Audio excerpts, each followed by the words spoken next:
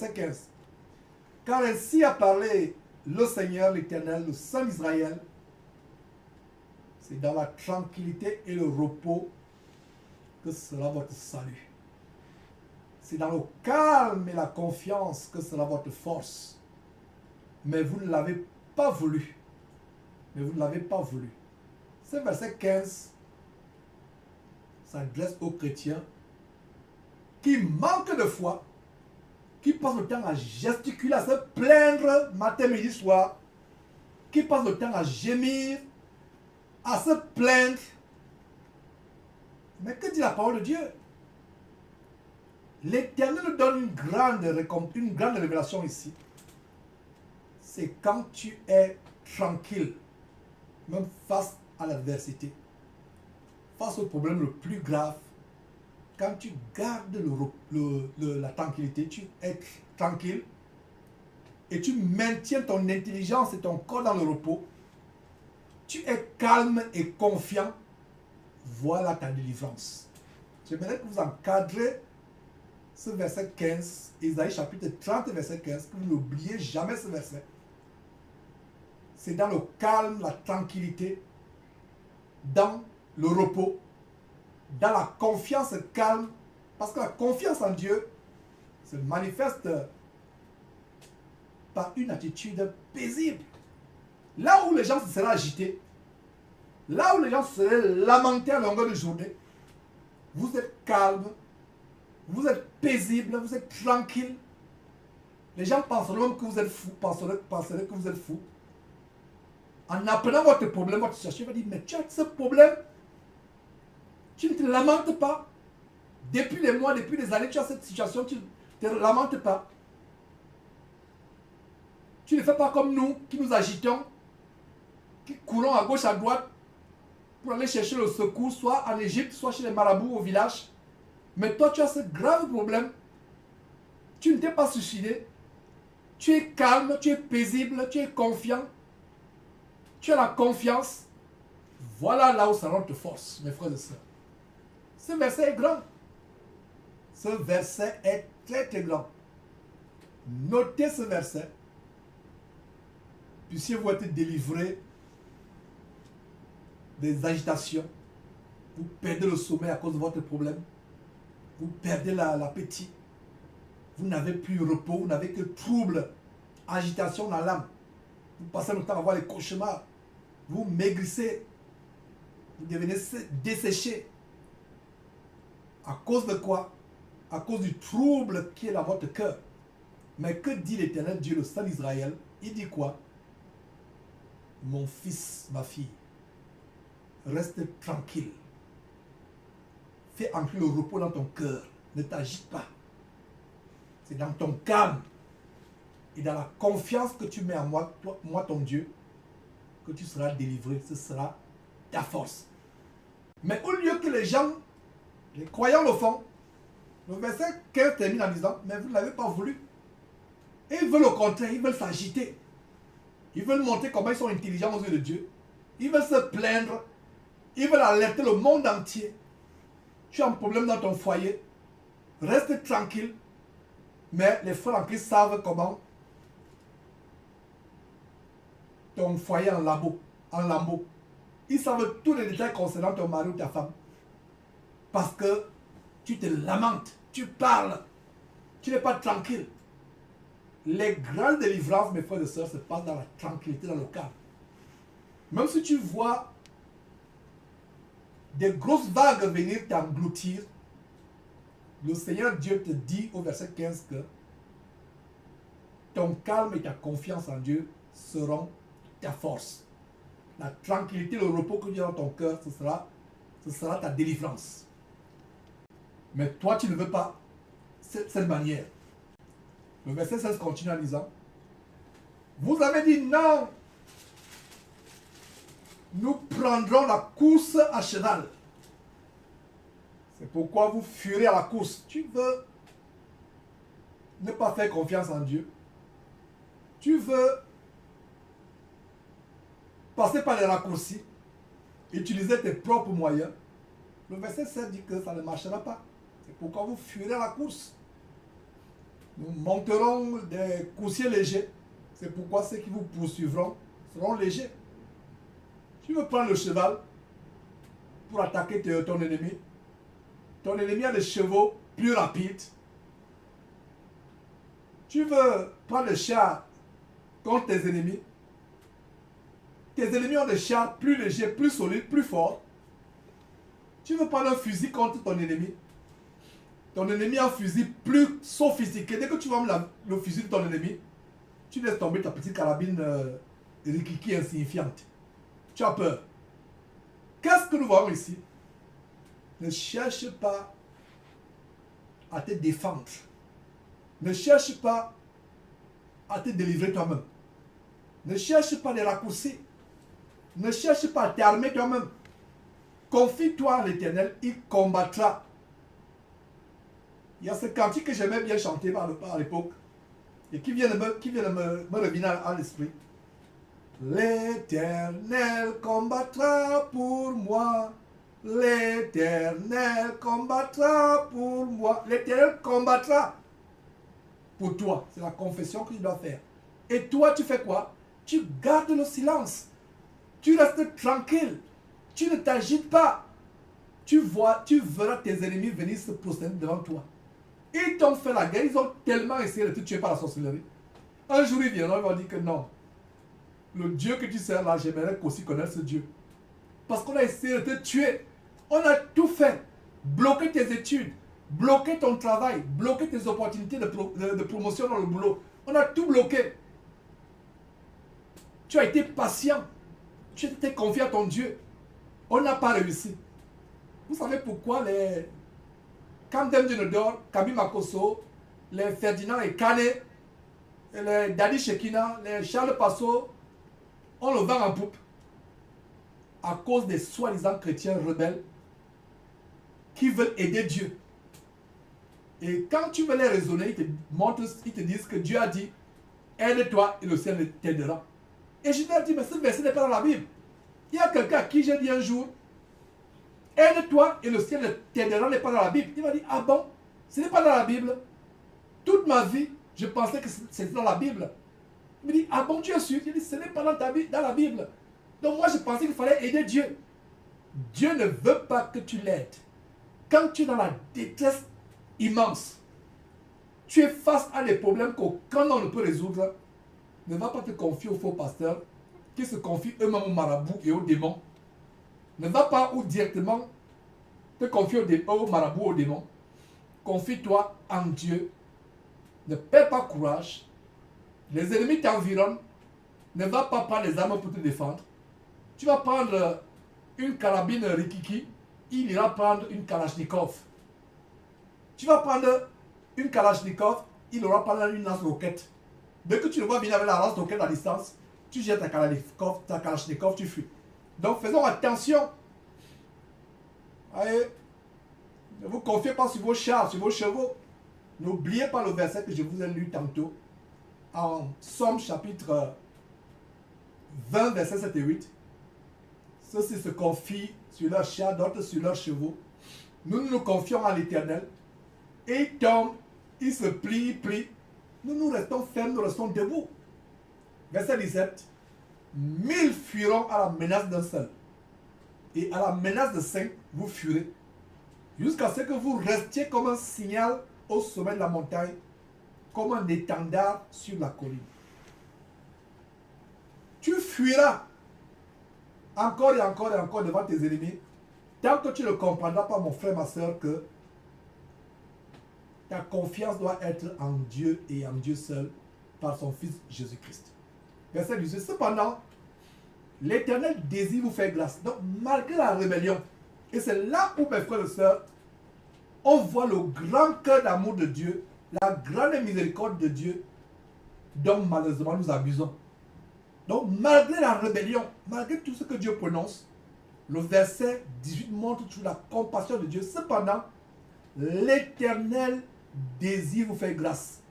Et il se lèvera pour vous faire miséricorde, car l'Éternel est un Dieu juste. Heureux tous ceux qui espèrent en lui. Heureux, il n'est pas dit malheureux. Face aux calamités, face aux persécutions, face aux attaques, face à la détresse, ne cherche pas à te venger. Ne cherche pas à utiliser tes propres raccourcis. Beaucoup de personnes, une femme qui demande un mari à Dieu depuis des années, ne pouvant plus attendre, voilà une fausse chrétienne qui la convainc, qui lui dit, moi aussi je suis chrétienne comme toi. Mais cependant, il y a un marabout là-bas. Dieu lui-même a dit, aide-toi et le ciel t'aidera. Alors que c'est Dieu, c'est pas Dieu qui a dit cela. Ce n'est nulle part dans la Bible. Même dans la Bible des homosexuels, la Bible de Satan, même dans le Coran, je pense que ça n'existe pas. Dans aucun verset de la Bible, ça n'existe que Dieu t'aidera si tu t'aides toi-même. Comme la condition pour Dieu de t'aider, c'est que toi tu dois t'aider. Ce n'est nulle part dans la Bible. Alors, mon frère, ma soeur, confie-toi à l'Éternel de tout ton cœur. Crois en lui. Tu seras heureux, heureux mon frère, heureuse ma soeur. Confie-toi en lui. Il va t'exaucer. La Bible dit, heureux tous ceux qui espèrent en l'Éternel. Donc si, à un moment de ta vie, tu as voulu prendre des raccourcis anti-bibliques, tu as voulu faire les choses par toi-même, ne mettant pas Dieu au centre de ta vie, faisant les projets sans associer Dieu, prenant les résolutions sans Dieu, mettant Dieu comme une roue de secours, c'est l'occasion de te repentir. Et si tu te repens, le verset 18 va s'accomplir dans ta vie. Ce verset qui dit quoi? Dieu, l'Éternel Dieu, désire, ma soeur, mon frère, te faire grâce. Et il se lèvera pour te faire miséricorde. Il a promis. Il n'est pas menteur. Les Makos et autres, avec leur père, le diable, c'est les gros menteurs. Notre Dieu n'est pas menteur. S'il a dit qu'il te fera, il se lèvera pour te faire miséricorde, ma soeur, il essuiera tes larmes au moment opportun. Ça peut faire 1 mois, 2 mois, 6 mois, 1 an, 2 ans, 5 ans, même après 10 ans. Il va essuyer tes larmes. Après combien d'années il a essuyé les larmes de Sarah, qui pensait qu'elle devait mourir sans avoir une postérité? Sarah avait près de 100 ans, n'est-ce pas? Donc, tant que tu es vivant, il y a de l'espoir. Crois en Dieu. Si tu vis aujourd'hui, c'est parce que Dieu t'aime. Il y a des gens qui disent que mon frère, Dieu m'a abandonné. Dieu ne m'aime plus. Dieu ne me regarde plus. Dieu t'a abandonné et tu vis toujours. Ça, c'est pas possible. Ceux que Dieu a abandonnés sont couchés dans le séjour des morts. Est-ce que quelqu'un peut crier un grand amen là où il se trouve dans sa maison en train de nous suivre actuellement, en train de dire ces choses? Ne dis plus jamais que Dieu t'a abandonné, mon frère, ma soeur. Dieu t'abandonne et tu es en train de suivre cet enseignement. Dieu t'abandonne et tu es encore vivant ou vivante. Non. Les gens que Dieu a abandonnés sont dans le séjour des morts. Donc tant que tu vis, ça veut dire que Dieu ne t'a pas abandonné. Amen. Un grand amen. Avec foi, avec courage. Puis ces paroles te redonnent de la force, du courage.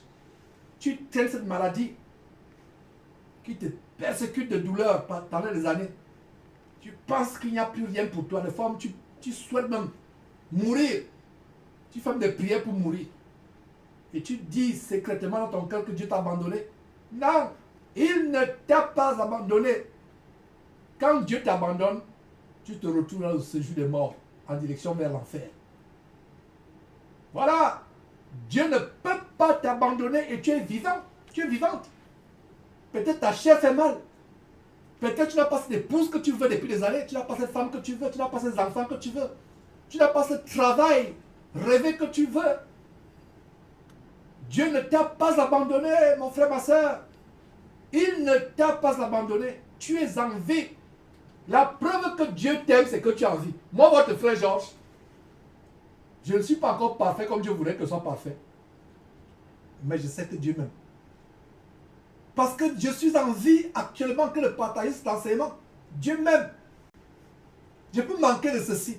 Je peux manquer de cela. Mais ce n'est pas mon problème. Dieu m'aime. Dieu m'aime. Je suis en vie. Alléluia. Je me suis levé ce matin. Je me suis rendu au studio où je me trouve actuellement. Mais Dieu m'aime. Je suis en vie. Et si toi, tu es assis en train de m'écouter, c'est parce que Dieu t'aime aussi. Si Dieu ne t'aimait pas, il aurait débranché l'oxygène qui te permet de respirer et d'être en vie. Dieu aurait bouché tes narines et tu serais mort ou morte, ma soeur, et couché dans le séjour des morts. Les gens que Dieu a abandonnés sont dans les cimetières.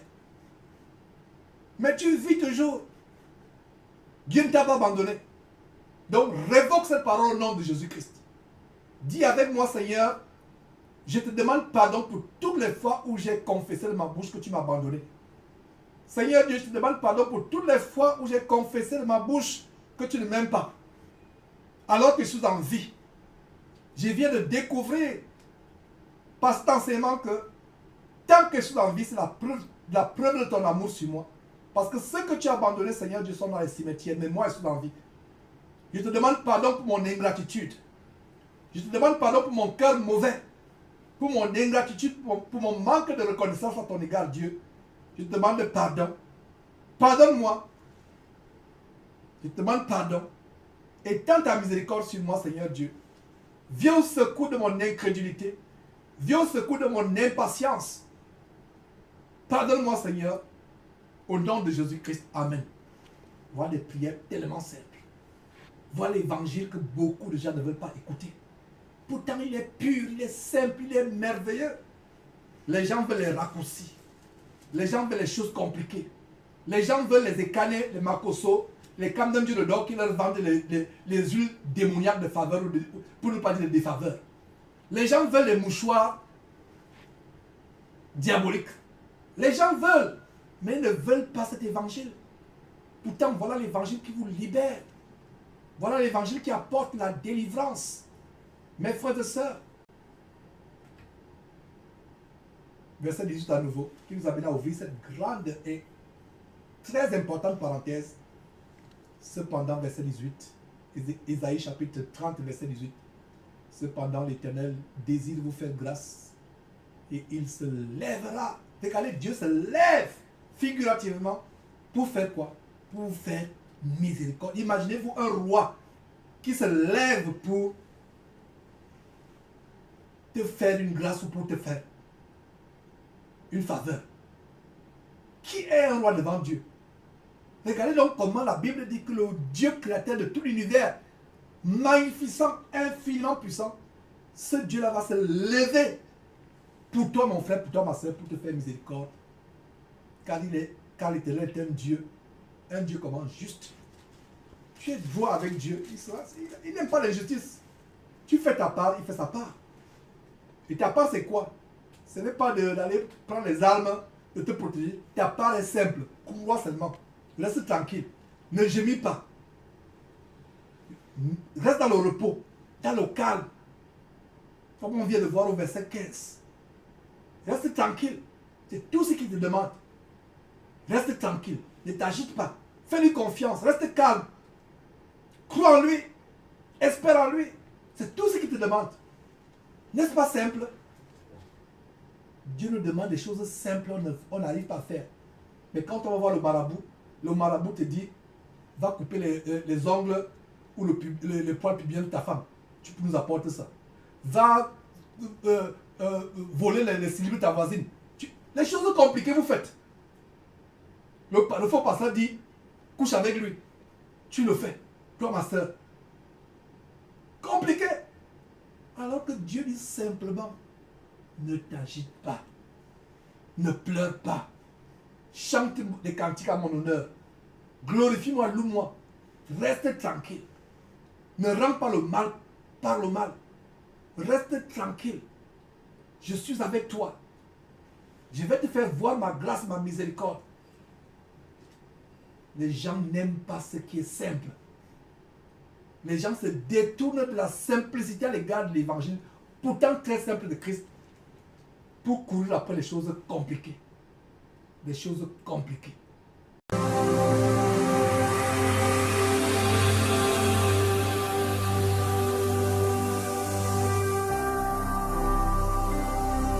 Jésus-Christ TV, vous connaîtrez la vérité et la vérité vous affranchira. agira.